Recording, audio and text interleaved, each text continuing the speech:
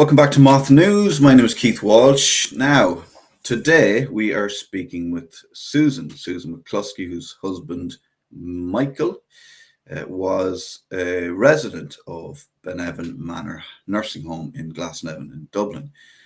Susan's experience and Michael's experience of the facility, where he was a resident from end of May to middle of June this year, was fairly distressing, which led her to take action and remove Michael from the home.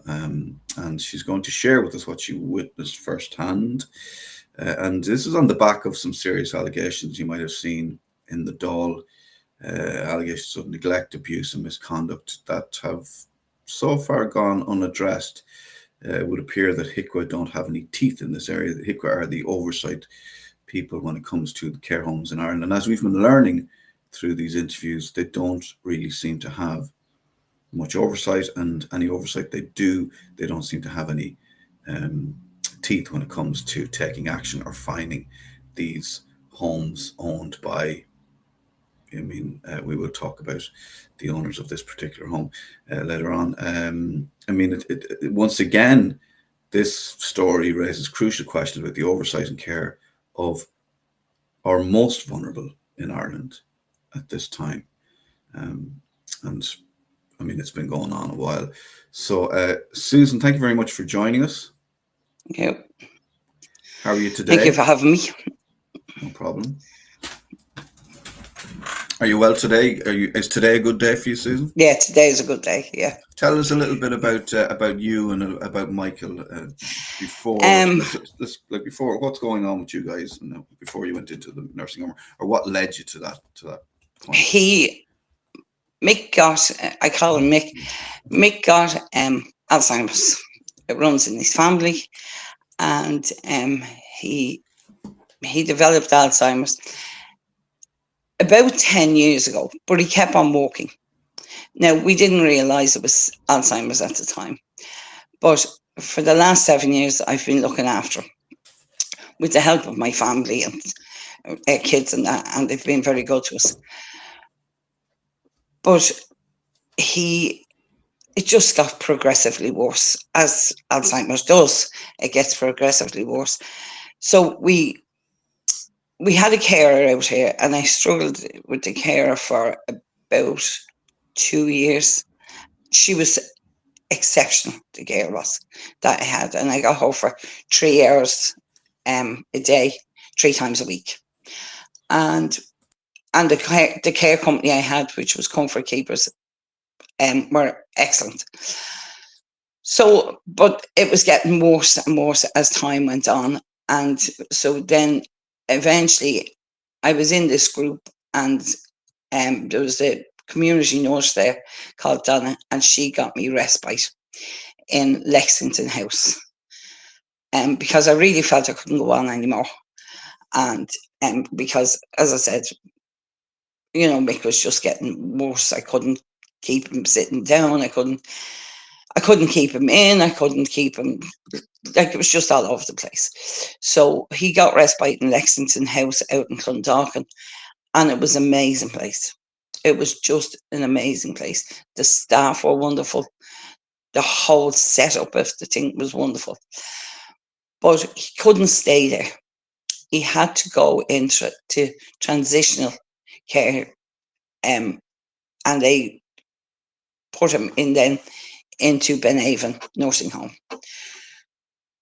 I went to Beneavin he went in there on Friday, the 30th of May. And I live in town, and the daughter and son-in-law lives in Racool.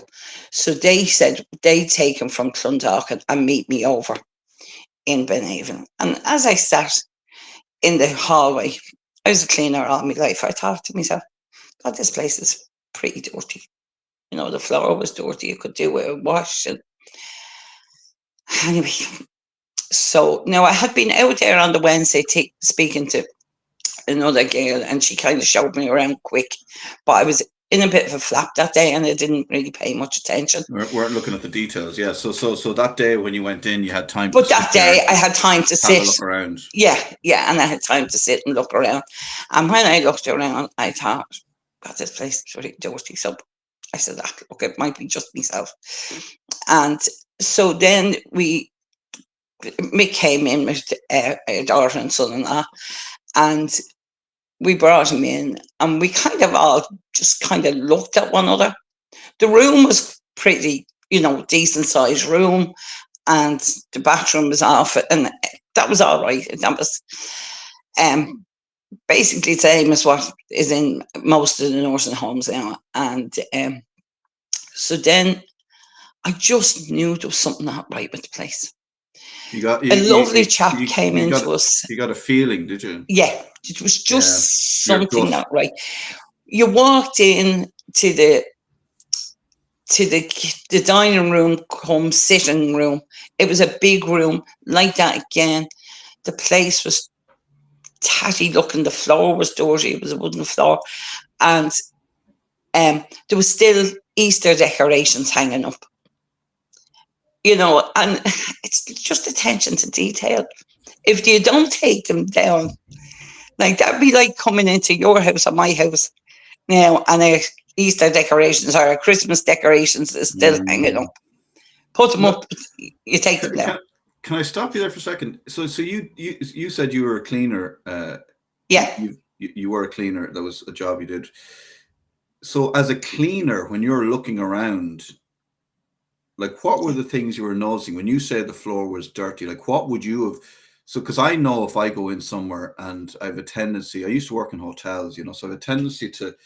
It was a boss of mine used to run his finger along the dado rail or the top of the picture or something. Like I have a tendency to do that when I go. So you pick up on those things.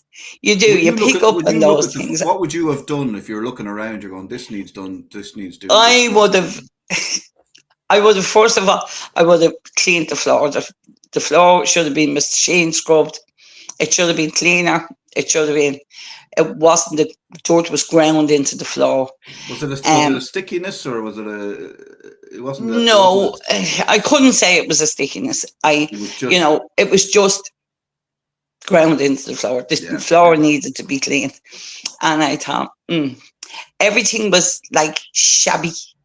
Like the tables were laid out, but everything was old in the place. Nothing was fresh, and you didn't get that freshness feeling about the place.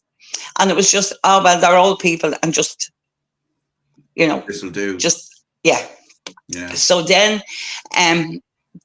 we went in. As I said, we went into the room, and that was fine. But my son-in-law, it was lunchtime now. Come up to lunchtime.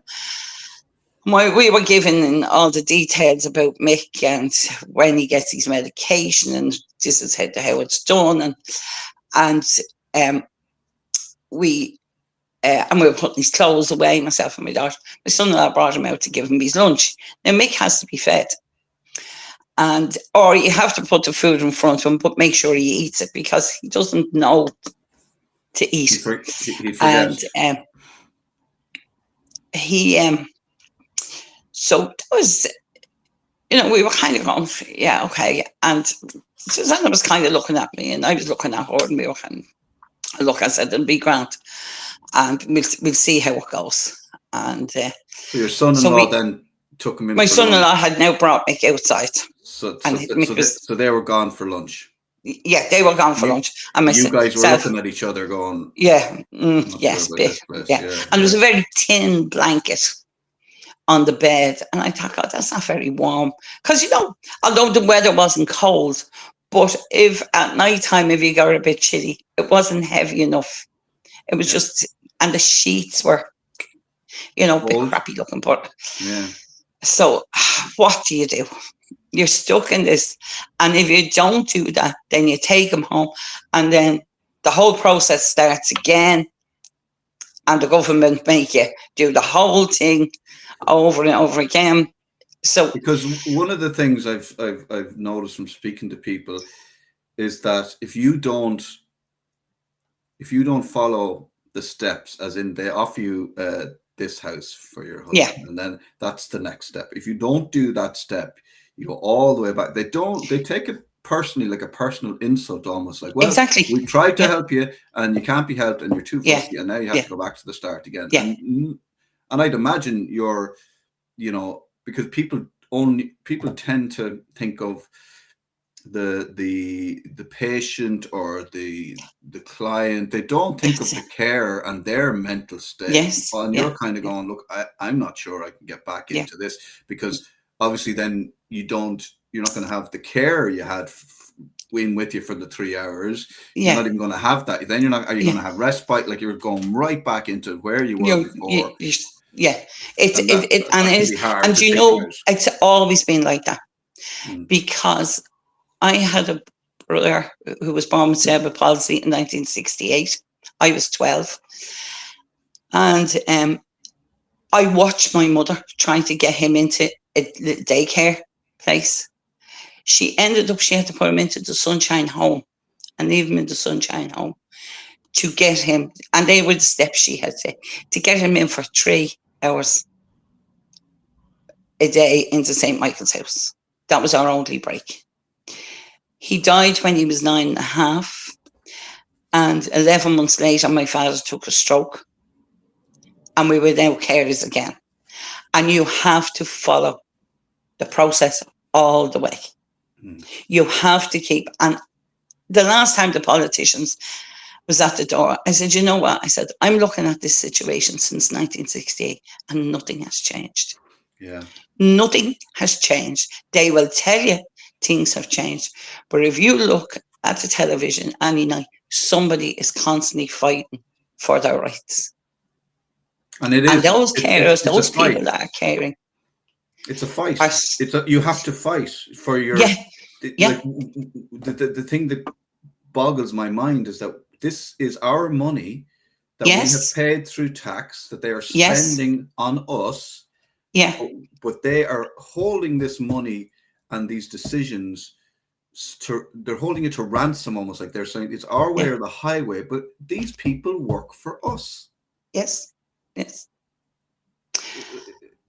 You know, it's And if that's you have a exactly how I problem, feel. if you have a problem with the place or a home or whatever, that's your prerogative. That's your right as a citizen. It shouldn't be a case that you go back and you complain about something, and that complaint is like a personal attack on the person on the phone or the person in the office, Exactly, because exactly. it's not. It's not. It's just like, it's just wrong. It's just, You're just saying I need better for my loved one. yeah. And you're so upset because you have come to this decision. And it's not an easy decision to come to. You know, it really isn't. Because you love that person. And you've spent your life with that person. And you have to let them go. And that's And it's very the hard. hardest, it is the hardest decision Yeah, you have to make in your life. And also, Susan, you have been their carer, you have been your husband's carer. It's a terrible thing to get to a point in your life where you are he's the love of your life, and now you're the yeah, carer, which is a total, you didn't sign up. Nobody signed up for that.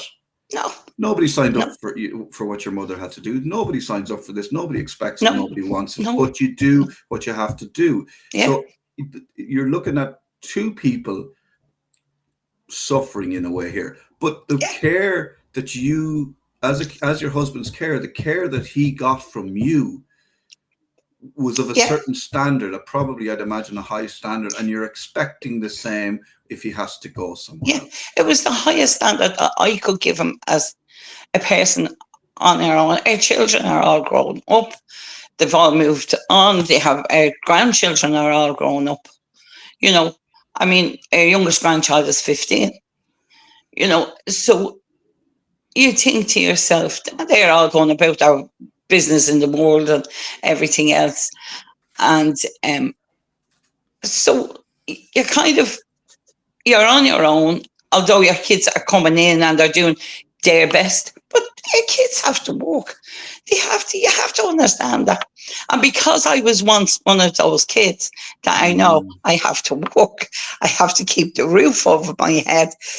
Do you know, I understand it from their point as well, that they have to work there and they don't live on our doorstep. Them days are gone where people live on your doorstep and you all live in the one community. People can't afford to live Can't afford it. They where they live grew out up far. anymore. Yeah. Yeah. So And also, I think, in fairness to the children of people who are caring for a loved one, I don't think people, unless you're in that position, quite understand the mental and physical burden of that. You know what I mean? yeah, It's like there's almost that thing which and you're going to tell them it's grand as well. You know, when they yes, visit, yes, you're you going to do. You say tell them it's grand. you're going to say it's grand, Yeah, everything's grand, we're doing great, don't worry about us, yeah. you get on with your life, etc., etc. They're going to take your word at face value, and of course they As I would do did myself. more. Yes, of course they would do more if Yeah, but that is the circumstance, and that is life, yeah, and you don't want to put them through what you're taking an awful lot on, and it's a yeah, huge thing, yeah. personally, You do. mentally, the whole lot. And I won't say, like, as I said, the kids were wonderful.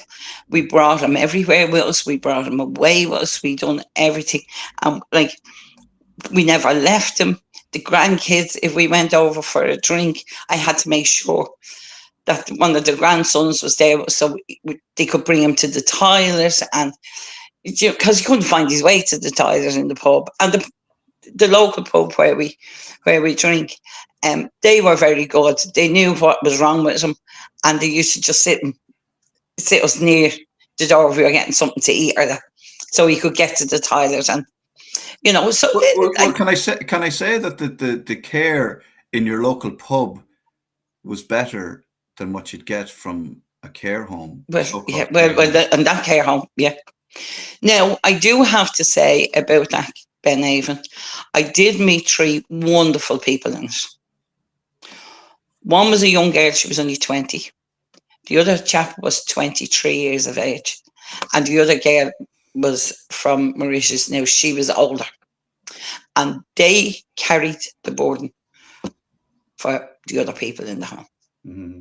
They carried I watched it because I'm a very observant person. I can sit and watch and look what's going on. On the Friday, when we left, we said, look, we let them get settled in and we'll see how things are. We did ask, I remember Dora said, would you have any hangers so we could hang his clothes in the wardrobe? And the chap came back, and the young chap came back, and he said, he came back with a box of hangers, and we took out what we wanted, and we left the box on the floor. That box sat there from Friday till the following Thursday in that room. Mm-hmm. Now, not his fault, because he wasn't a cleaner. He wasn't. He was an occupational therapist, that chap was. But he tried to help us all he could. So we left around 2:30 on the Friday. And when we left, we said, okay, look, we let him settle in and see how it goes. And I was going to myself. So I said, look, we have to do what we have to do. Because if we don't, I was saying to the kids, if we don't, we have to go back to the start. I said, we just have to do. And like the nurse had stuck her neck out to get this for me. She could have lost her job over. Right. So anyway, I couldn't then let go. So then on the Saturday, I went up. It was about 1:00 on the Saturday. I went up. I had rang on Saturday morning, and I said, how is Mick? And they said, oh, he's fine. He's after having his breakfast. He's looking at television. And I said, okay. And so I went up and I walked into a scene and I thought, oh my God, what is going on here? The room was, the carers were lying sprawled out in the chairs. If you come home from a hard day's work and you just sit down and you flop in your chair and you put your hand on your head like that and you kick off. That's how it was. Or worse, you come home from a hard day's work and all the kids are lying around do, and Yeah, nothing's been done. That's what I'm imagining, and you're yeah. looking at this. But these were lying in the armchairs, like this kind of a thing. And they were lying, and I was going, these are real. I'm at the walking in, and they know I'm here, and I'm looking at them. So I looked at what the people were looking at on the television. And when I looked at it, they were looking at newsreels of bombings that was going on all around the world. The television was so low, nobody could hear it. I was straining to hear it. And the people were just groggy in the chairs. And I said to Mick, yeah, okay. And he said, yeah. He said, and I knew he was a bit anxious. I just knew he wasn't right. So I said, okay, Mick, come on. I said to the night, we'll sit over here. There was 2 chairs together. I said, we'll sit over here. And when I looked down the side of one of the chairs, it was all dirty down the side of the chairs. I don't know what it was. It could have been somebody had something on their hands and wiped it in the side of the chair. So I called one of them over. I said, you couldn't clean that chair for me, could you please? And she said, well, the night staff is supposed to do that. But I said, it's dirty now. So could you clean it? So she was a bit impressed. But anyway, but I looked across the room and there was this older woman. She was, older than the other carers. She wasn't as young as the other carers. And she was just sitting, sprawled out in the chair. And she just didn't care. She just didn't care. Now, she surprised me more than anybody else. And so anyway, she cleaned the chair and and I looked up at the television and I thought, what are these people looking at? Just bombings going on in Gaza and Ukraine. And I was like, Jesus, they're depressed enough without having to look at this. Could you not put something else on the telly? Could you not put music on or something? And then there was this other lady who used to walk around her bare feet, and I thought she's walking around her bare feet on that dirty floor. And I was going, okay. But that was her thing. And, and each of them had their own thing. But I thought the carer should have said to her, listen, put on your shoes, or help her put on her shoes, or whatever. But they didn't seem to bother. And that was all right. So anyway, we went in that evening and I brought Mick in to give him his tea. The food was cold. And I realised... And I presume it wasn't a cold salad. No, it wasn't cold salad. No, so what was the food? Yeah, do you remember? So it was cold. It was awful chips and beans or some crap. Oh, God. Yeah, and it was cold. And it was just, take it, leave it, do what you like. And I was saying this to the kids then. Our son went up then that evening to see him. And I'm trying to remember now. Yeah, so I was saying this, and our son-in-law said, he said, when I was outside feeding Mick his lunch yesterday, he said, there was a lady there who didn't have dementia. She had something wrong with her breathing, and that's why she was in there, because she couldn't manage at home. And she was very well with it. And she asked for something else for dinner that she didn't like the dinner. And he told her she could have a bowl of ice cream. And that was the only alternative. Yeah, that was the only alternative. Now, they gave out bowls of ice cream. I have to be honest to you. I think they gave out the bowls of ice cream so they didn't have to give out drinks to the people. Do you know? If they didn't drink, they'd eat the ice cream. So then, and then he witnessed an old man sitting on his own at the table, because he was still sitting there with me. An old man sitting at the table, and he said he was finishing his ice cream. And one of the people came along and said, listen, I need to wash that bowl. You need to hurry up eating your ice cream. And she took the bowl off him. And the old man just let her. There was no... I was going, this place is mad. So on the Sunday, then I was up there all day Sunday with him. There was music on the Sunday from 2:30-ish. the music came in. A lovely chap came in to sing for them, and he spent about an hour and a half there, and it was great. And a chap that I knew, another patient I knew upstairs, he's interrelated into the family. I knew him. I knew he was upstairs, and his son came down with him, and he loved the music, and that was grand. So that was on the Sunday, and like that, we were now starting to bring food up to Mick because I just couldn't let him eat the food that was there. On the Monday, which was the bank holiday, his brother and sister went up to see him on the Monday morning around 11 o'clock. And when they went up, they found him lying in bed, the curtains pulled, in the dark, terrified out of his wits. A cup of tea and a few biscuits sitting on the tray beside him. Mick doesn't know that cup of tea and them biscuits are sitting there. And he doesn't know how to get up out of the bed. But they brought him in, left him there. If you don't eat them or drink that cup of tea, they're gone. It was his fault that he didn't eat them. Well, like we gave them to him. He didn't eat them.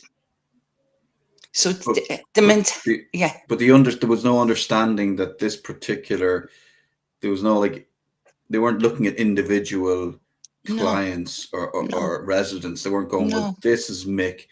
Mick needs to be helped with his tea.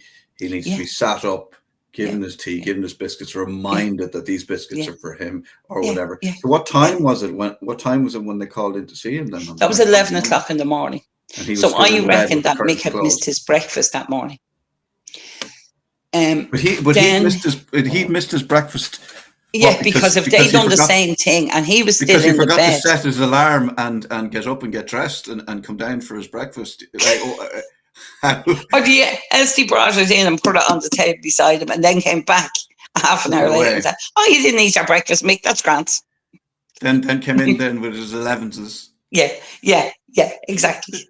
They'll have to be starved in a well, we discovered that. Okay. So then I came up about 20 to 12 and his brother and sister was awful upset. They said, he was lying here in the dark and he was frightened and they tried to get him up. And so anyway, I noticed they were kind of heading off then after a while. And I noticed that Mick was wet. And the nappy that he had on him was fairly full. So I called in one of the carers. Now, this was a nice girl. And I said, look, you wouldn't change him. And she said, with that, the dinner came in. And I said, look, we'll give him his dinner because I knew he was hungry at that stage. And I gave him whatever dinner they gave him. And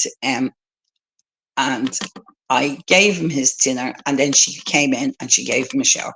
But the bed was wet. The clothes was wet in the bed. And they had left him lying in his own urine in that bed. So then I stayed with him all that day, Monday, until 4:30. And one of our sons came in at 4:30 and he took over. And he fed him at the table in the dining room. And then he was told, well, you can't be sitting in the dining room with him, feed them. Now, that might be for other patients, and I get that. But he didn't know. They should have told him before that, that you can't be sitting in the dining room to feed him. Why can't you be sitting in the dining room to feed him? No, you have to bring them into the ward to feed them. Okay. Or into their room to feed them. So then our other saying, would you know why that would be, or? I don't know if it's for the care of other patients around. I don't know. But it seems to be a thing in the nursing homes that if they're going to have their food with you, they have it in the rooms. And you don't have to sit at the table. I don't know why. But to me, it wouldn't make any difference. To me, it wouldn't. Like if I was feeding Mick at a table and I seen somebody else that needed to be fed, I would help them as well. Yeah, also because there has been a lot of talk about this idea of family members being allowed in and doing some of the work helping the staff, I suppose. So Yeah. doing the feeding and doing the caring, doing the Yeah. cleaning, and they're just like buddy system or whatever. Mm. So it does seem to be a bit of a sort of an odd rule if it is Yeah. But across it the seems to be board, the because rule. you want them because you'd like them out of the you want them out of the ward or out of the room and out and about and eating with other people, and because you've Yeah. got to keep them Yeah. stimulated. You've got like Yeah. I'd And imagine with Alzheimer's, if you don't keep them stimulated, they'll go down well, quite this is early. it. And that's one thing they weren't doing there. There was no Yeah. stimulation whatsoever in that place. Mm. It was just sit there, look at the day. Remember a lady in the chair, in a big wheelchair. Actually, she was on the television, and she sat there for hours, all day long. She sat in that chair, and I was going, God, that poor woman must be. Now the woman was just lying there, and her head was just down, and I thought, but you would lose the will to live yourself in that place. You would lose the will to live. There was nothing fresh and bright to look at. There was no stimulation whatsoever. And as I said, the 3 people that I did meet that came in with smiles on their faces and tried to do their best were carrying the load of the rest of them. The rest of them just didn't care. Mm. So Monday went by. Tuesday wasn't too bad. Don't remember and big about Tuesday. Wednesday, one of our grandsons went up, and he was there from 1:00, and he found his granddad still lying in bed with the curtains pulled. His granddad couldn't get out of the bed. Now, we did notice at this stage that Mick was very off with everything. And I did notice them on the Tuesday. That was what I noticed, that he came in and gave him his medication at like 1:15. And I said, why are you giving him that? Oh, he needs it at this time. And I said, but he doesn't get medication at this time. I said, I told you, he gets his medication in the morning around 5:00, 5:30 in the evening, and then at bedtime. No, we have to. The doctor said we have to. And I said, oh, okay. And but what I realized then was they were giving it to when they wanted to give it to him, not when they were supposed to give it to him.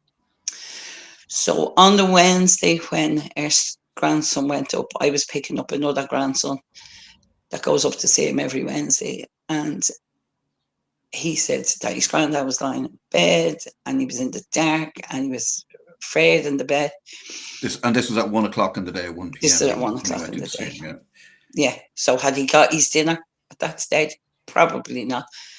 I don't think he had got breakfast. I don't think, if you weren't there to feed him, or when Mick was missing meals because they were getting left on the tray in the thing. And they said that Mick ate porridge one day. And I said, Mick never had porridge in his life, so he wouldn't be taking it up now. Like Alzheimer's or no Alzheimer's. He doesn't like the texture of it. Suddenly getting into porridge. No. So then, excuse me. So then I went out and I said to the nurse, I said, listen, I went in with my other, so I had 2 grandsons. These 2 kids are 20, 19 and 20. So 2 big lads. And we got Mick up out of the chair, and her daughter was at being in work, and she flew over from work as well. But I had went out and I said, no, listen, I want a record of his medication. What's going on with his medication? He doesn't seem right. And he was asleep all the time. And I was going, what's wrong with him? And you're saying to yourself, is the Alzheimer's taking another turn?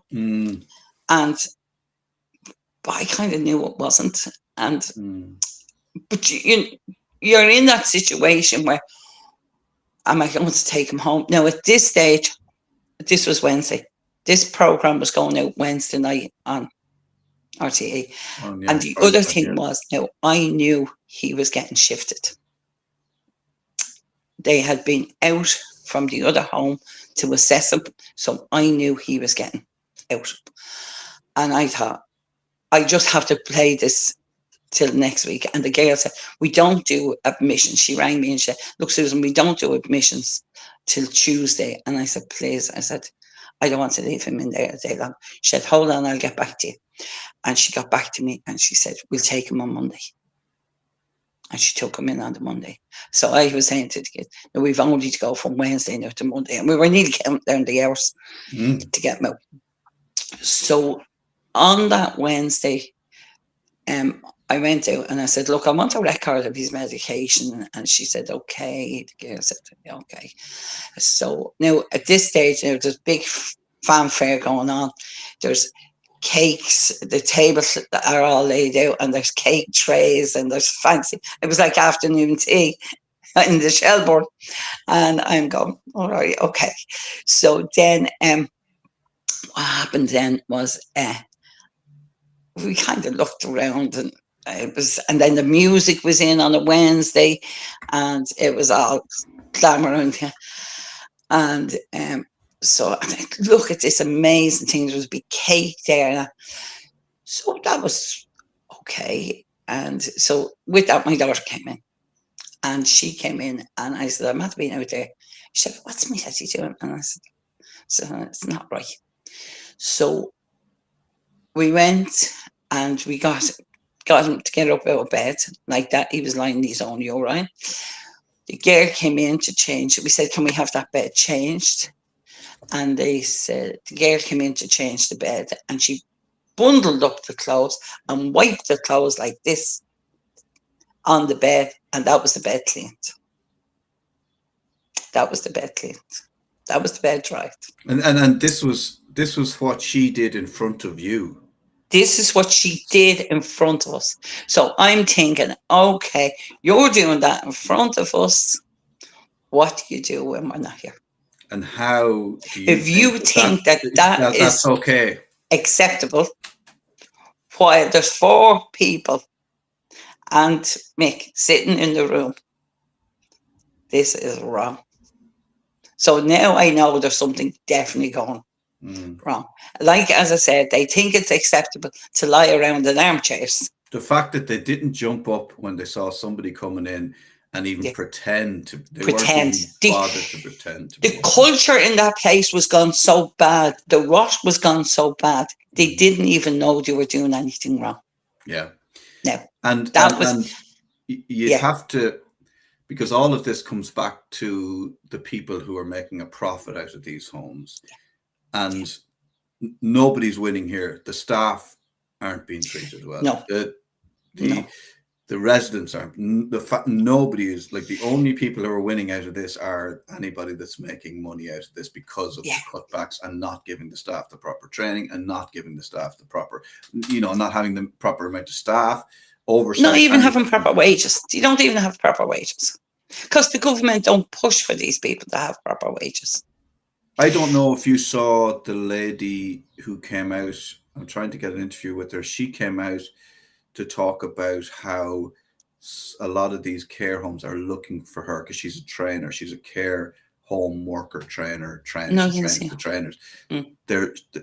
These care homes are asking for training certificates to be forged for their staff that haven't done the training. I was talking to a professional in this field who deals with Alzheimer's patients, and she's a psychiatrist. And she told me what the staff need, the qualifications the staff need, is a manual handling course. And that's all the qualifications you need. And that's all you need. Wow. That's all. Yeah. I think I did one of those when I was working in a pub. Yeah. I think we all done that. And you know what? A lot of bar staff would probably do a better job. Yeah. Bar staff would clean up more after themselves because bar staff is trained to clean up. They know how to clean as you go. Same in kitchens, the same in, I can remember. I remember working in a pub just off Grafton Street in the 90s, and a man used to come in this wheelchair, and he was quadriplegic, and he used to get himself in with his motorized wheelchair, and he operated using a wand with his mouth. Yeah. And he'd come in and he'd order a pint, and you'd stand there with them and feed it to him through a straw. Yeah. And he was just coming into a pub, and he was getting that level of care. Yeah. And that was part of your job. Yeah. Well, you just done it. Yeah. Because you were a barman. Yeah. Yeah. Just, well, he was a And how will you customer, get that drink into that person? but also You know, he was a human being, and he was a human being, yes. And he wanted the point. Mm. Yes. So I don't know. But you could see the rot in the place. You could see they walked on the floor and they barely lifted their feet. Mm. They barely lifted their feet. It was like, oh. No pride. Now, what I did hear from another friend of mine who I was telling, who is a nurse, and she's from another country, and she said, Susan, what usually happens is they double job. So she said, the care homes are easy because not a lot to do. And she said they're tired and they could have been working all night in Mm. someone's house. Okay. So they double job for the monies. Now, I can get people double job, Mm. but they take on these care homes then to because it's an easier job Mm. as they see it. So that's how they could have been lobbing and lying around the chairs. That's what she told me. She says, Retired, and I because I know, suppose, she said. yeah, they're taking the care home work and maybe some cleaning work because they don't need much Yeah, qualifications. They can kind yeah, of sleep maybe during the day, yeah. and we have to remember that they're not being paid very well, so they shouldn't have to No, do they're not. two They're jobs. not being. Yeah. I really think, my opinion is, it's like creches and it's like these care homes. They are the most important jobs Mm. you can do. And to pay the people well, they need to be paid well, or else you lose interest. You lose interest. And even in hospitals nowadays, I remember years ago when the hospitals were getting run, people had a goal in the hospital. Like you were the cleaner, but you were employed by the hospital. You Mm. were employed and you got your pension. You knew if you worked till you were 65 or 66, wherever it was, you got your pension. But now everybody's only on contract work. Mm.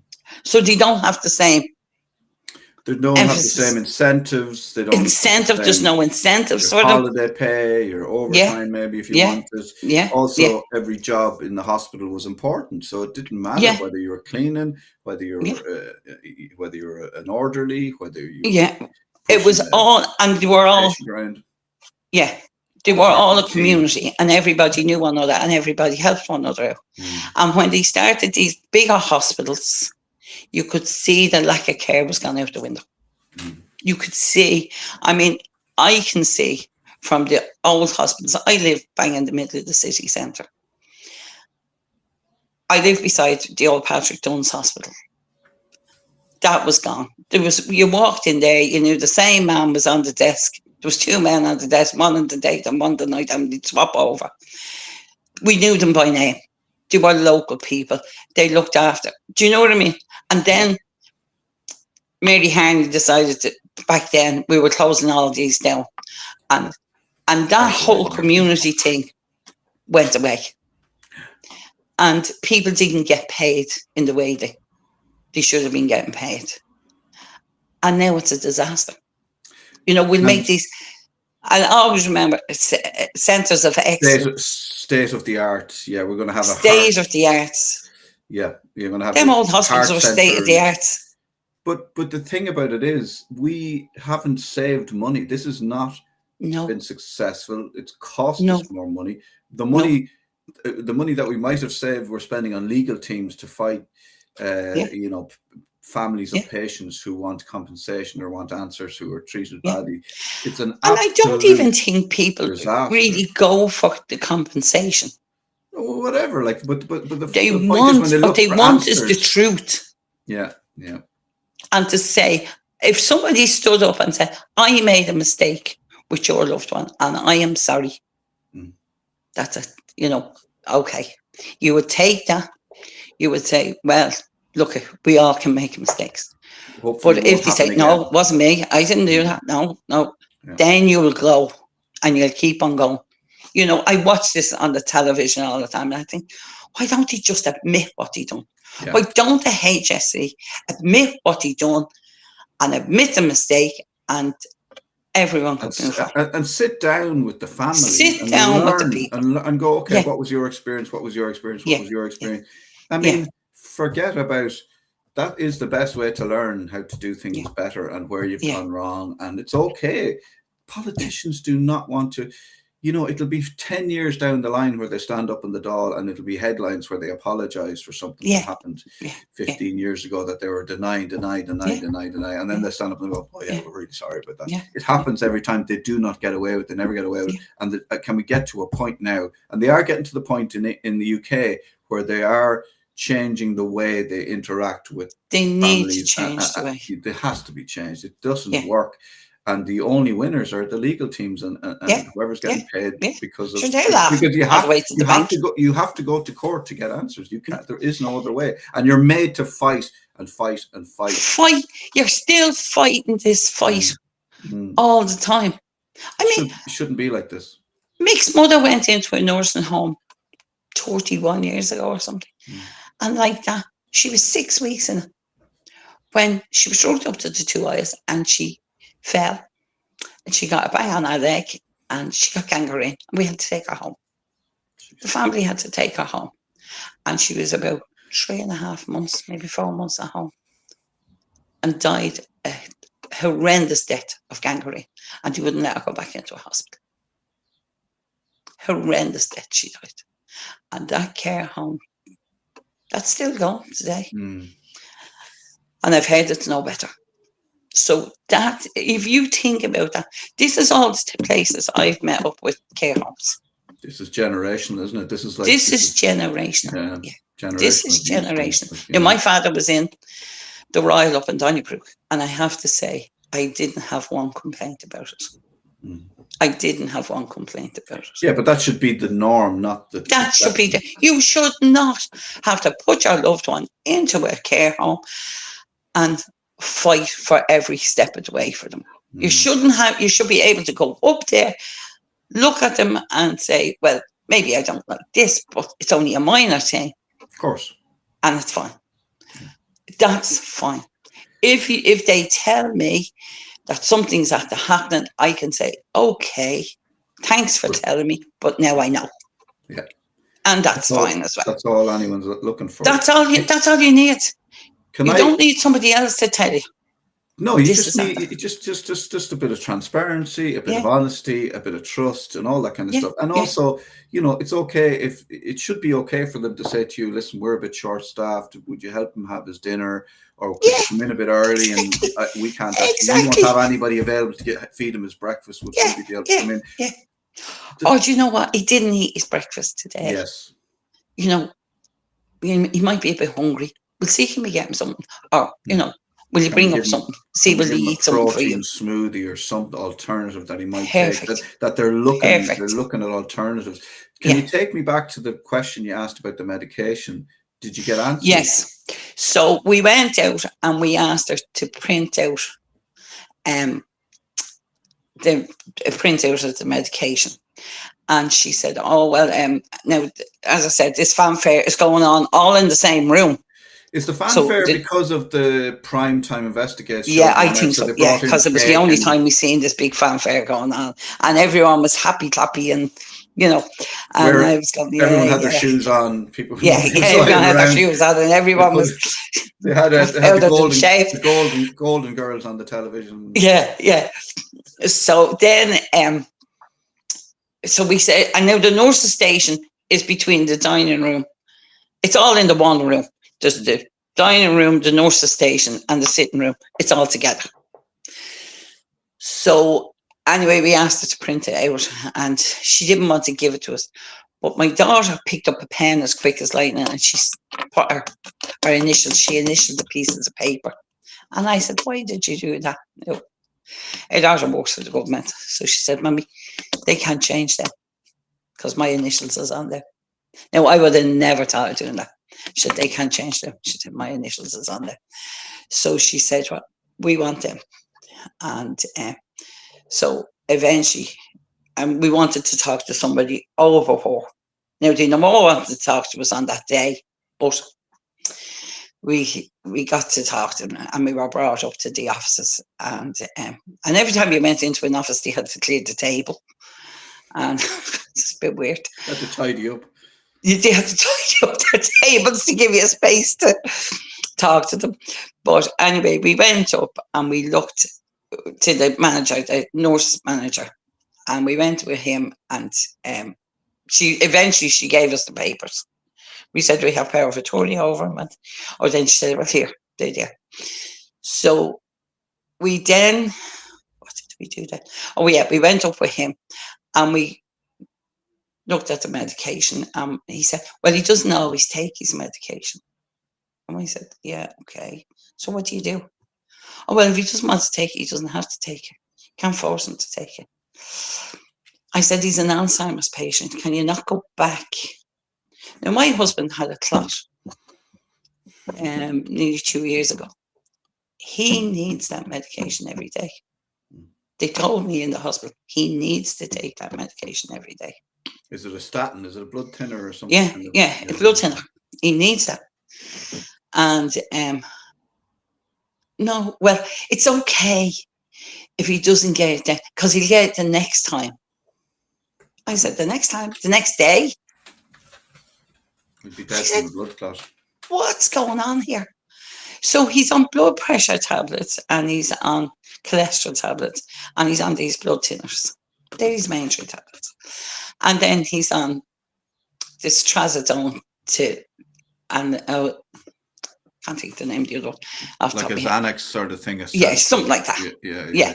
To quieten him down, just to keep him calm. Yeah. And Lazapine is the name of it. And he takes one of them in the morning and one trazodone, and he takes these other tablets. And now I've been giving them to him for years, and he takes them.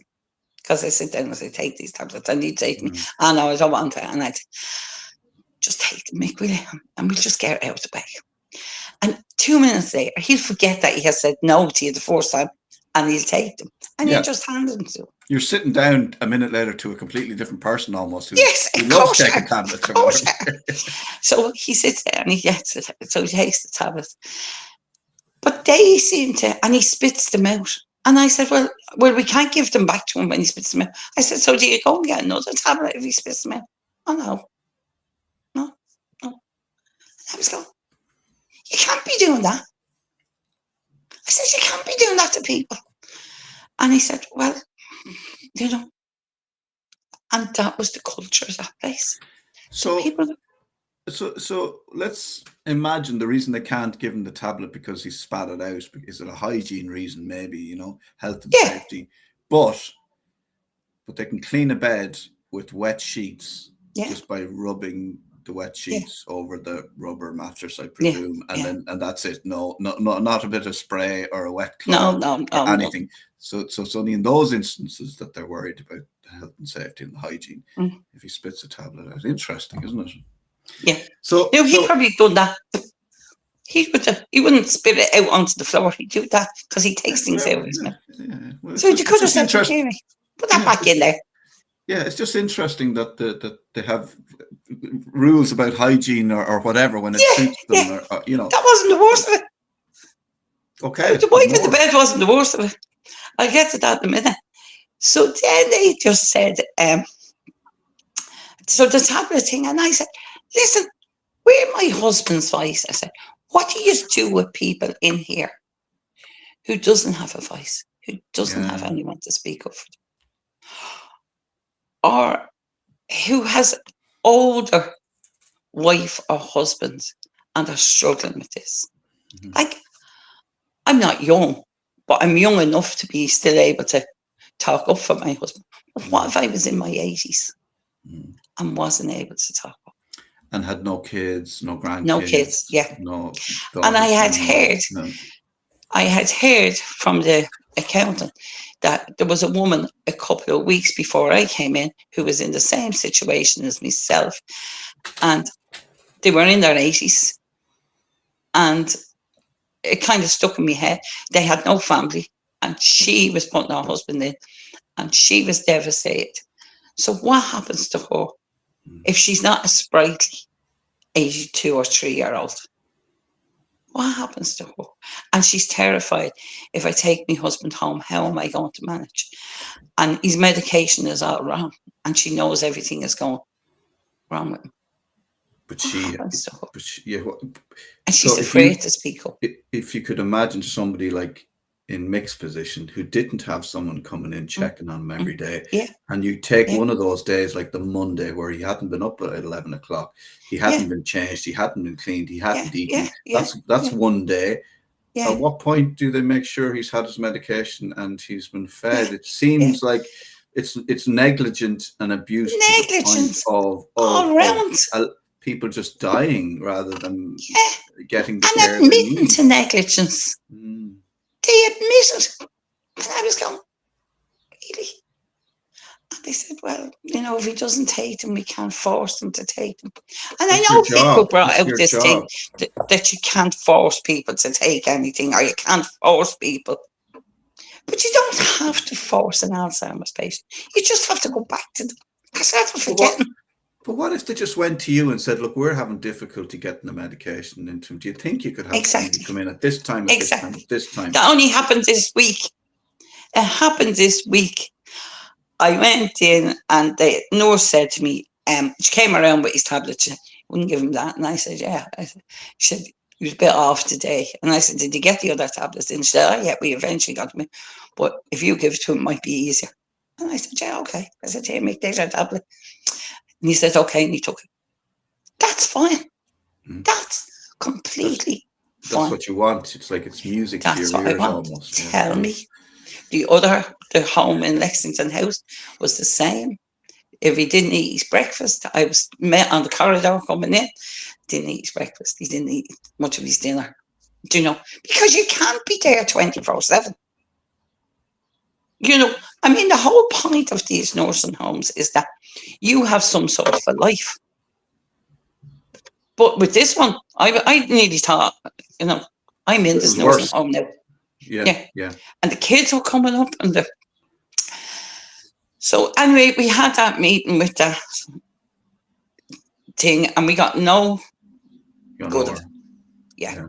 He wrote down. He didn't even write down, and he just. You weren't coming away from that feeling satisfied, or that you were listening to. Or so, but the only thought in our heads was, he's not going to be staying here. He's out. Yeah, he's not going to be staying here, so we could manage it. So then I went back down and I said, my daughter, we were there with Mick, and we, the bathroom hadn't been cleaned in 3 days. I had noticed that. The same piece of paper was on the floor for 3 days. So nobody wiped out the bathroom. Now, at this stage, Hickwit is in the building. Is in the building. This is Wednesday. This is Wednesday, the night the program went out. Prime time went out. Yeah. Hick was in the building. They're bringing in cake, but they're not washing the bathrooms. Exactly. Yeah. They're bringing in the fanfare. If Hickwit was in this room, a few urinal cakes would have been good. You know what I mean? Yeah. If Hickwit was in this room, they were doing the old practice in the next room. So it was just nuts. So then,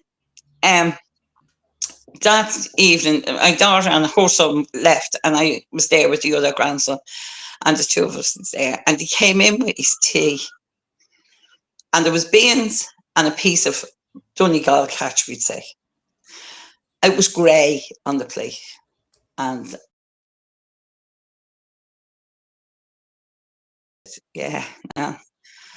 and now he's, as I said, he's 19, he's a big lump lad, and he's fine big fella. And he's standing over the thing, and we had other food there for Mick, and we fed him the other food. And he likes beans, and I fed him the beans. And I said to your woman, I said, look, he doesn't really like that. Can you bring me in some sandwiches? Where in Lexington House, if you didn't like what you got, you were brought in sandwiches. What kind of sandwiches would he like? Would he like ham and cheese, or does he want, the same in the new nursing home he's in? And which is a HSE nursing home, and Lexington House wasn't, it was a private. So then she brings me in the sandwiches that wasn't eaten at the fanfare outside. And the bread was all dry Was it dry? Was it curled at the edges? from being left out. Oh, I'll bring you in sandwiches. I'll bring you in sandwiches. Now, this is the same one that I have my eye on all the time. This little one. And the older one, and I'm going, really? Right. So I said to King, cut that fish. Now he's standing up with a knife and fork, and he can't cut the fish. Oh, He said, Nanny, I can cut that. And I said, oh, okay. I just wanted to see what had happened, what it was like inside. It was horrendous. The cat wouldn't have. The cat would have said to me, listen, Susan, you can eat that yourself, because I'm not eating. But that was the whole. And they didn't see anything wrong. This is while Hick were in the building? This is the dinner This on was the while day? Hick was in the building. This was when that programme was going out that night. But just shortly before that, I had met the girl from the accounts that I had met on the previous Wednesday. And she says to me, oh, she says, how are you? And I said, now I know who you are. And she says, I'm glad he got in. And I said, yeah. And I said, look, she said, how's he getting on? I said, I'm only at putting in a complaint. What? She said, oh, she said, we're all up to this. Like, and I said, it's grand. It's grand. And I said, so this I. But with that, she turned around. She said, oh, the manager was here. Did you meet him? And I said, and he said, oh, yes, I've met Susan. And I said, yeah. And then he said, I have to go. He said, but the assistant manager is here. So he brought me into an office and I explained to him, I said, look, this is not going too well. I said, Mick is not getting his medication. And then he brought up the screen. And then that's when the porridge came out. Yeah, porridge. I said, no, he didn't. I said, what? So are you telling me, I said, that if Mick eats a 4:30 today, and I'm waiting my 4:30 today when he gets his tea, are you telling me that if I don't come in till 4:30 tomorrow, that he has nothing to eat? And he just looked at me. He said, I'm so sorry. I said, sorry, not going. I said, sorry doesn't feed him. No, I wouldn't have left him till 4:30 the next day. We were up from you're thinking 12:30. of other people, yeah? Well, yeah. And it's no food and no medication in those No food, no. I said, he's no medication, he's no food, and he's lying in his own urine. I said, a bit off here now. But like the programme going out, I said, I get, it must be up to your eyes, I said, with that programme going out tonight. And I thought, yes, I is nuts. I mean, I remember when I was cleaning, and if somebody said the supervisor at the company was coming in, that place would have been cleaned within an inch of its life. You know, you just basically pull up your socks and you put them on quick. But they knew Hickman was coming into that building, and they still couldn't get it right. I was going, it's bizarre that this program was going out, shining a light on the failures of this particular home. This has been, the spotlight was on this home, and there's the manager, the assistant manager of the home, telling you, well, we're up to 90 because this program going out to highlight the failures of, and that's why things are being, that's why people are falling through the cracks. People aren't being fed. But the filming was done months ago. I'm going, copy yourselves on here. So anyway, I went back down and I was going back in to make it because I had left the grandson with him in the room. And the big cake that they had there, cut slices. Now, only the people that went into that room, and this baffled me, got a piece of cake or the fancy biscuits or the fancy cakes, right? That they have.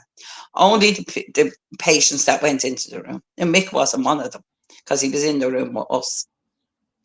So he didn't get a fancy cake or a fancy biscuit. Now, in the other nursing homes, if there was fancy things going around, everybody got one. And they make sure, did Mick get one or did Paddy over there get one, or Bring the something Mary over down to there. the ward, or Yeah, bring something and down to they the put a little room. plate together and they brought them around. You know, it was the same with the ice creams and that, and they brought them around. And yeah, and I thought, okay, so I sees one of the girls and she has the cake on a plate. And she says, I'm going to bring this upstairs for the staff this evening for the cake. And I thought, really? Would you not give it to the patients? I'm sure the staff this evening can get their own cakes. Would you not give it out to the people that are not getting out of the beds? And it was just horrendous. I thought, how mean can you get?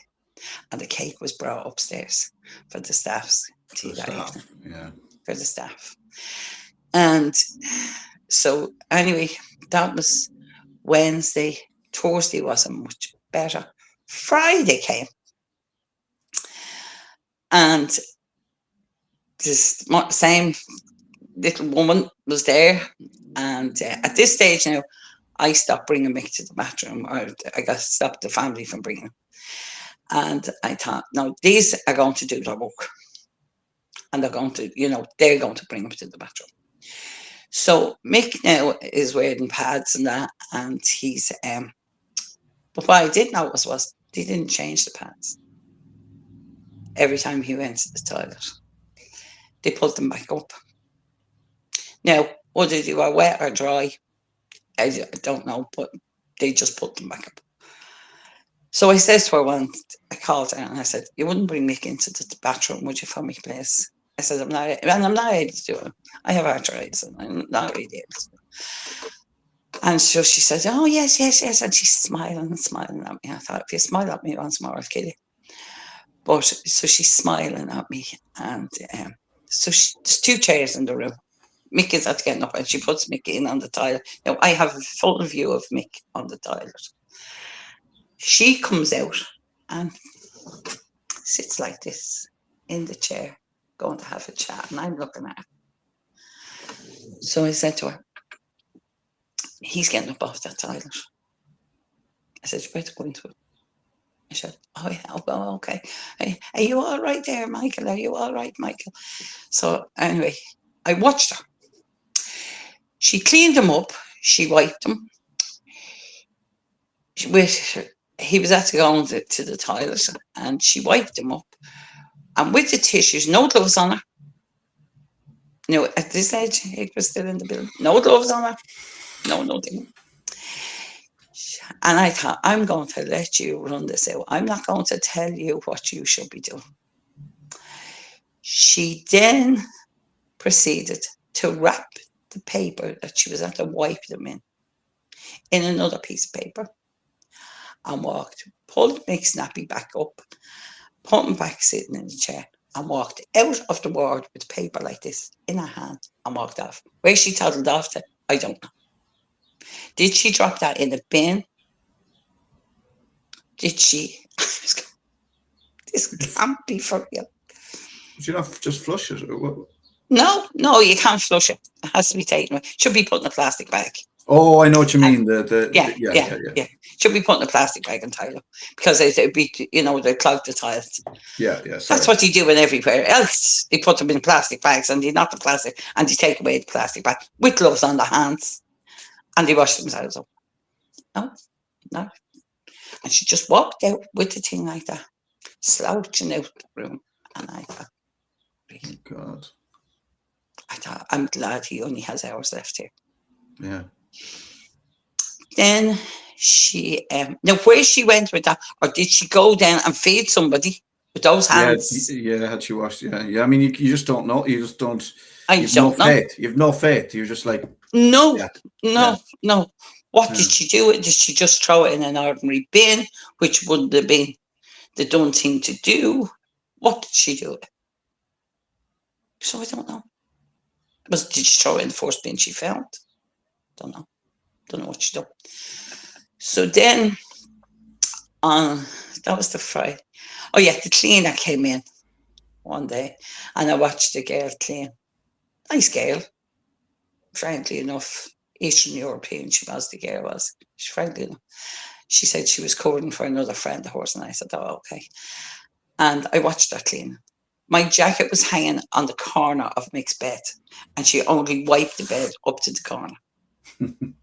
She didn't take the jacket off. They only done what they could do. They didn't move. Cleaning around, dusting around the ornaments on the mantelpiece. Yeah. And you don't pick up the ornaments. You know yourself. You don't pick them up. You just say, all right, this will do for today. But yeah, it was just bizarre. So we got through Saturday and Sunday. On the Friday I walked in. And when I walked in, I thought, this can't be for real. I walked back into that room and the people were sitting around the room and there was one carer with them. They could have fell out of the chairs. One of them could have jumped up and hit the other one. They could have done whatever they liked.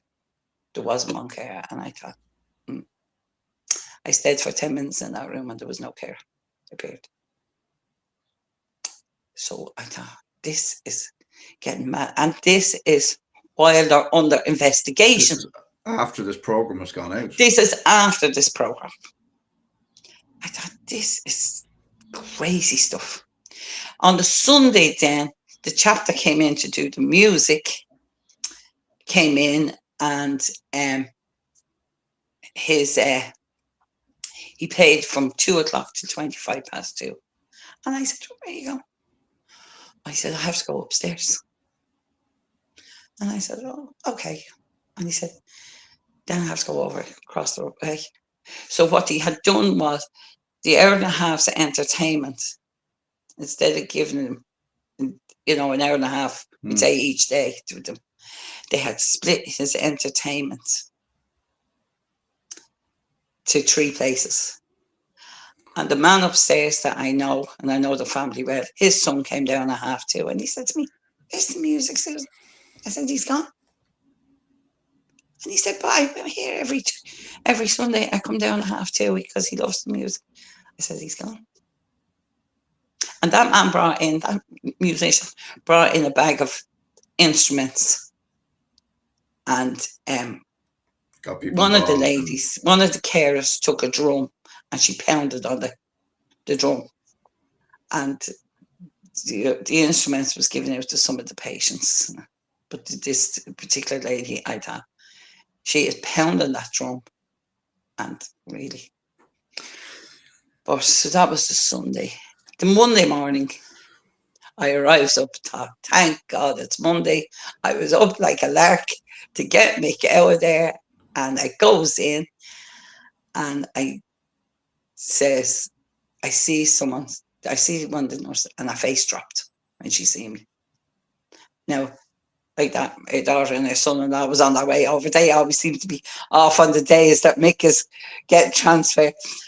And her face dropped and she knocked on his door. Michael, Susan is here. And I walked in. He is terrified in the bed. Breakfast sitting beside him. Not being fed. Lying in the dark.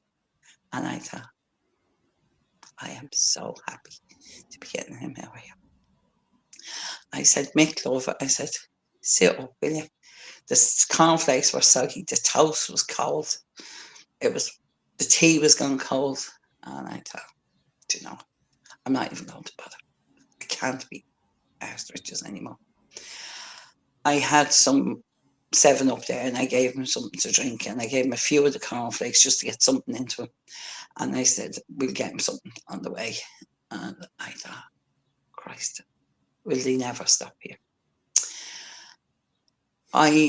With a daughter and son-in-law came in, and when we lifted Mick up out of the bed, he was dressed in the bed, dressed in his clothes. Now, what time they dressed him at, I don't know. Did they dress him at 6:00? Did they dress him the night before and just threw him back into bed? I don't know. But he was soaking all the way up his back. So my son-in-law ran out and he said, you better get in and change him. He's going out here today. And your woman came in and she changed him. And then we took him. I was glad to see the back of the place. Mm. I was so happy to see the back. And on top of that, on the Sunday, the Saturday, my son-in-law complained that he brought Mick into the toilet and he said, his urine is stinking, he's dehydrated. And we gave him as much drinks as we could get into him. And I said to them, keep giving him water, because he likes water and he drinks water. And they didn't bother. On the Sunday, one of my sons said to the nurse, I'm after bringing him into the toilet and his urine is the colour of rust. And she just went, he said, Ma, he's dehydrated. He couldn't even get out of bed. So had he got his medication up to that? I don't know, but he's in the new place now there and he's 2 weeks there and his medication is all settled down and he's back up and he's out of bed every day and he's as good as he can be. Mm. So it was relentless. Every day you found something else. And he was only there for 9 days, was it? 9 days. 9 Yeah. days. 9 days. But you know what? People said to me, oh, look, Susan, why do you bother? I said, I bother because I can't leave other people behind. Yes. Why do you bother? Because we yeah. deserve better and the more like your Mick has someone to help him, someone to speak up for him, someone to feed him, and even at that, it's still it's still traumatic and tough and hard and emotional. Yeah. But yes, you speak up because of, as you mentioned earlier, those who don't have grandchildren, those who don't have. wives, or what happens if we let this rot constantly set in? Yeah. If everybody says, well, I've got, everyone's, all my lot are okay, I've got them into a new home now, I don't need to, I'm grand, thanks. I'm grand now. Yeah. If everybody did that, and maybe we need to be, we need more people like yourself to go, yes, I'm grand now, but I need to talk about this because this is. I needed to talk about this. I really did. And on top of that, I phoned Hickman on the Tuesday. They did phone me back Tuesday afternoon, but I said I couldn't talk to them then, but they phoned me back the next morning. The girl listened to me for an hour. I said, well, she said, there's not much we can do with this. She said, we just have to take the complaint, but you can go to the ombudsman. And I thought, really? And that's telling you. So why aren't you doing something about it? What is this Hickwit about? Is it Nobody just seems to know. jobs for the boys? Just filling in, people getting jobs? Because I can't seem to figure it out. If they can't do anything, and when they're in the nursing homes, the same practice is still going on, what's the point of it? They seem to be able to do a check, tick boxes on a checklist, and then that's all they do. And the other thing is, they actually tell the people, they know months in advance when they're coming in. Mm. He just doesn't appear on your doorstep. You know in advance, because I know loads of people that work in hospitals, and still they don't give it. Well, that place now just couldn't get its act together. That's how hard they tried. So far gone. They were so far. That was the thing. As I watched and I sat around and I said, you are so far gone into this culture. Mm. The rot had set in and nobody. You would want to clear it out and start all over again. Yeah, start again. Yeah. Start again. Now, the little one that I met, and she came back on the morning to see Mick go in our ordinary clothes. She came back that day to say goodbye to us. And the other, as I said, I will say those three people were exceptional. Mm. Those three people were exceptional. Yeah. I'd like to give credit where it's due. Of course. You can't be tarring everybody with one brush. But if any home wanted to see how a home was really well run, a private home is really well run, go to Lexington House and watch what goes on. You're greeted at the door as you come in. Oh, hello, Susan. How are you? How's it going? What are you doing today? Or I knew the girls were going on holidays. I knew, you know, it was just, it's the greeting at the door is a big thing, I find. And then you can see, you meet the manager on the thing, and it was hello, and how are you, Dave? And he'd say hello, and how's he getting on? And it was just a whole different. And then being able to say to you, we weren't able to give him his medication, or Yeah, yeah. it's that, and then Now in the you new feel place safe, he's in, yeah, in the new place he's in, they had the bed down low on the floor, and he slipped out of the bed. Now, just his body parts slipped out of the bed, but his head was still on, was still asleep. And they rang me and they said, "Look, he's at the slipping out of bed." And I said, "Is he hurt or not?" And I said, "Did he fall?" "No, he didn't fall, he just slipped." And the man beside him, he's in a 2-bedroom ward now. So the man beside him, who doesn't have Alzheimer's, has something else wrong with him, he said he slid out, he said, and he was on the floor there. And he said, "See," but he wasn't. Now, he's quite near the nurse station, so they could see him. And but they got the doctor in to check him out. That was all right that he slipped out of that bed. Yeah, of course, yeah. That could happen anywhere.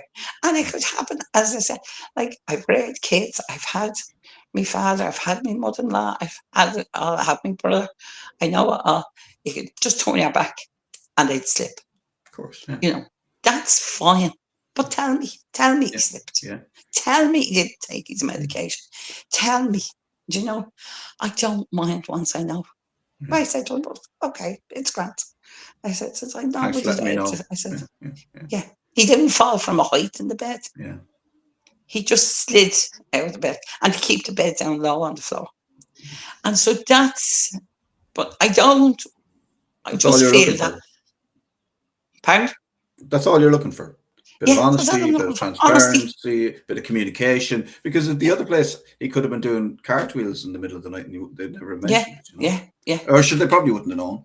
Sure, they probably wouldn't have done. No, Mm. they probably just would. If I hadn't have been going up there, or if there's people, and there is people that some people don't go up to visit, if you weren't going up there on a daily basis, Mm. he would have been left to rot in that bed. Yeah. And other people told me that they found their loved ones in their own urine in the beds. Yeah. Like, what are they doing? What are they doing? Like, but the rot was so much in that place, you Yeah. couldn't get it out of it. Yeah. It's gone too far. And we talked about earlier, but it's that thing of they decided to, as you mentioned, what Mary Harney did with the hospitals, and she thought, Yeah, we'll make these, centers of excellence, and centres of excellence. I'll never it forget just that. turned into Yeah, centers of shite. Excuse my language. And yeah, that, but if you look at what they decided to do with care homes, privatize them, yeah. and then after they privatize them, then we find out, well, actually, we don't have any oversight of them, because then the No, government are going, well, no, they're private companies. We can't be going in there. we can't We do can't be anything interfering. about that. You're going, well, So I had always been then of it the doesn't mind work. that I was putting my husband into a HSE home. Mm. And I had learned that years ago with my father, because he went into a HSE home. And I had a friend who was a social worker, and she said to me, "Susan, put him into a HSE home. Don't put him into it. We need the HSE to take all the homes back. You need them to take the homes back and run Yeah. the property." Yeah. And they'll say, "Oh, but we can't get the workers, and we can't get the Pay people pay the properly. people proper wages." Yes. Yeah. Have a proper budget. Spend the money. Like, you're going to spend the money defending the Huge indefensible amounts of money. Yeah, just pay the money, make sure people are happy in their work and people are being well looked after. This is like, what you're doing is you're putting the most vulnerable in with sort of the most vulnerable workforce as well, yeah. because they're just taking jobs that they can get and they don't They need can qualification, listen. and And wouldn't badly we all paid. do that? But If it's we badly went to paid, so another you just put. country, wouldn't Yeah. we all? We'll Oh, take what we can get. if I traveled, I did jobs Yeah, yeah, for nothing. That's what you do, yeah. But pay people properly, have proper, like, this thing of privatizing, and I will say again, because I've said it before, if you're taking dividends from a company that owns some of these private homes, and you're taking money, and the fact that somebody isn't being cared for properly because you've cut staffing costs, so you can have your dividends, you can make your profits. I'm not sure if you draw that line, if you draw a line from that person, that Mm, patient who died because of a fall, or who got yeah, gangrene, or who, you know, yeah, yeah, didn't eat for a week and yeah. just faded away, and you Or draw that line dehydrated. back to the person who's making the profits, that's a type of a manslaughter as far as I'm concerned. Yes, yeah, yeah. But I mean, people that was on that program should have been brought up before the guards and But, whoever was over them. it's the company, it's Yeah, the company that owns yeah, a thousand care homes across yeah, Europe, yeah. That's making wrong. It's wrong. these people And you know are the other making thing. are profit, they are profitable, they are Yeah, making sure that they make you money. know the other thing bothers me is that we've worked hard to buy this house. Hmm. We were only kids when we bought this house. I was 20 getting married. Mick was 22. By the time we were a year and a half married, we had bought a house. And we didn't know the first thing about buying a house because both of our parents came from corporation houses. I had this fangled You had idea that I was going to buy a house, and Mick, you had notions. notions, yeah. And Mick and myself said, we'll buy a house, we'll buy a house. Now, we didn't know the first thing about buying a house, but we bought the house. And I seen the house, and I said to Mick, we'll buy that. And he said, where are we getting the money? And I said, no, we're home to get the money. But anyway, we managed and we got the money, and I got a loan off an aunt to buy it, to put the deposit down on the house. We struggled hard. We struggled in the 80s, raising our three kids when there was no Mm. work. Mick was let go out of his job. And I remember thinking, Mick, what are we going to do? Like, if you never get a job again. And he said to me, I said, well, don't know. So what we done was we paid off the mortgage with his redundancy. He had got out of his job. Mick worked in a foundry. He worked in Tangent Tigers Foundry. We paid off the mortgage. He didn't have to. We had to walk home because the mortgage was with the corporation. We had to walk home because we hadn't got the bus fare. And we struggled. And now the government are saying, well, you know what? You bought that house. And now we're going to take the money out of that home that you have Mm. paid long and hard for. And Yeah, you have struggled. And now we're taking this fair deal. fair deal. Yeah.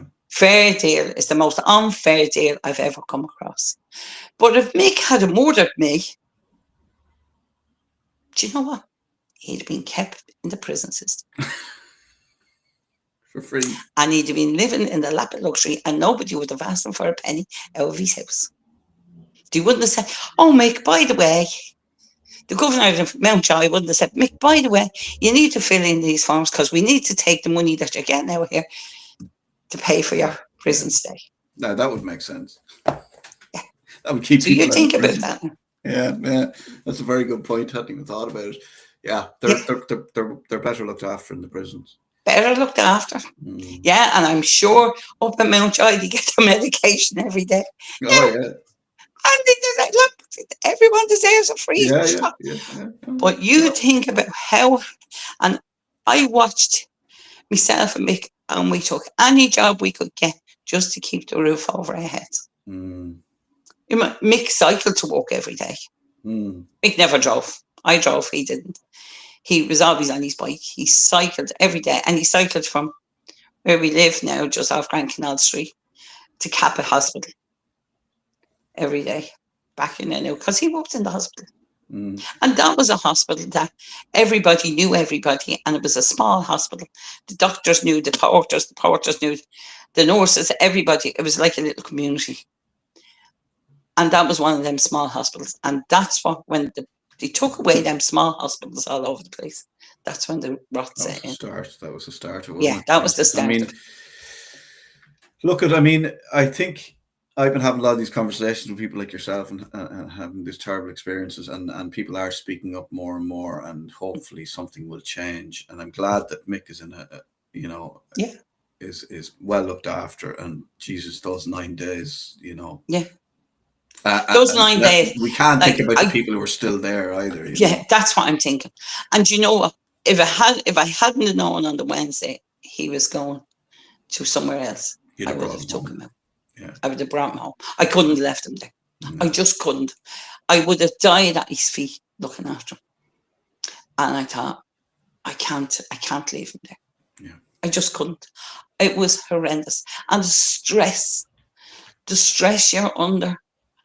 And he wasn't one of the worst cases. He was one of the better cases. Like some of them, Jesus. And what I seen on the television. And the fact is that when the program came up on the television, the second program came up with that man's son, the man who was ill-treated. I phoned RTE twice to report that place. They have never got back to me. I have gone on to the TDS. Nobody has got back to me. Yeah. So as one of my sons said to me, do you know, Amy, if they get back to you, they have to do something about it. They have to do something about it. And the thing about it is, like, they must be getting so many of these complaints, so many, and they're trying to make it seem like it's just you. It's just you. Isolate it's not just me. Isolated case. No, yeah, it's not just me. Yeah, this is how and we're I all just being treated. cannot. Yeah, I just cannot rest to think that places like that are still open, and there's people's loved ones, people who are dear to people and really loved by people, and they're getting just thrown. And then there's people who are just getting thrown into these homes, and they have no one to talk up for them. And what becomes of them? Susan, I really appreciate you talking to us, and thanks very much for listening to me. Oh, sure. Look, it was. I mean, it was interesting. It was nice talking to you. Yeah. I mean, harrowing, I suppose, and you know, but important. And I appreciate you giving. And it wasn't the worst case. Yeah, but that's we can't keep saying, look, sure, at least we're not as bad as that fella. We need to no, because there is worse cases in there. Yeah, and as I said, the rot that was in that place was unbelievable. Yeah, pretty hard to the place would need to be emptied, all cleaned up first. And the staff, they're not training staff enough. Yeah, that's very evident, you know. And it's the same. It's the same with the carers that come to the houses. They're not training them enough. Not being trained properly. Yeah. They're not being trained properly.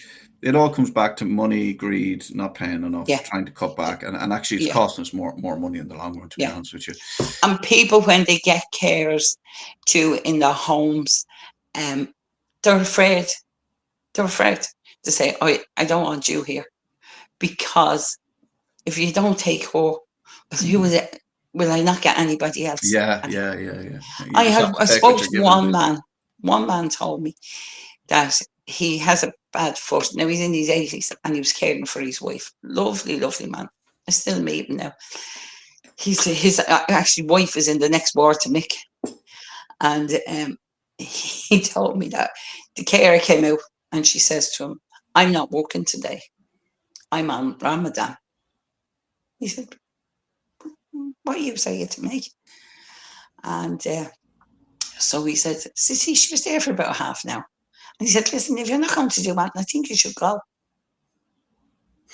So he said, what's the point? And knocking at my door. So anyway, off she went. So he phoned the company. Don't know what company it was. He phoned the company anyway. And when he phoned the company, the woman said, she was coming back the next day. And so she says, I ring you. She says, don't answer the door. I won't ring the bell. So your woman goes upstairs, and when she goes upstairs, she puts on the Hoover. She's hoovering around, and he's downstairs, and the next thing, the phone call comes, and he opens the door, and the supervisor comes in.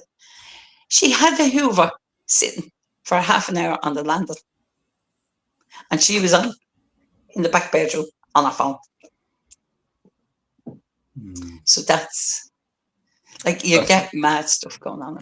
Yeah, I mean, and you know, the more you look into it, the more I look into this, the more you talk to people, the madder it gets. You know, you kind of have to laugh sometimes. Susan, thank you so much for your time. Thanks very much. Thank you very much, Keith, for listening to me. Yeah, no problem. Enjoy it. We'll see how it goes. Enjoy your weekend, and you too. We'll get this out. Bye. God bless. Bye. Thanks, Susan. Thanks a lot. Take care. Bye.